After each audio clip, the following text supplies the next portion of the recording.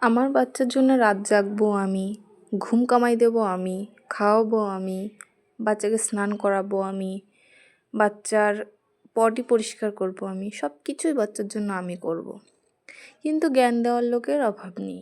এইসব ছোটোখাটো বিষয়ে যারা জ্ঞান দেয় তাদের দেখলে সত্যি মুখের পর বলে দিতে ইচ্ছা করে যে রাতটা তুমি জেগেছ, ঘুমটা কি তুমি কামাই দিয়েছ। কিন্তু না, অবশেষে বলতে তো পারেই না। আর তারপরে যদি ভালো কথা বলে তখন ভালো লাগে, এমনভাবেই কথাগুলো ইঙ্গিত দিয়ে বলবে যেন আমি কিছুই পারি না। এইটুকু জ্ঞান তো স্বাভাবিক সবারই থাকে।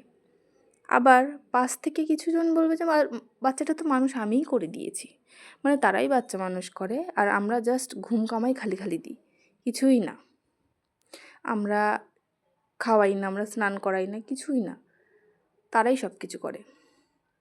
আমরা সব কিছু করেও আমরা কিছু করি না, তারাই বাচ্চা মানুষ করে দেয়।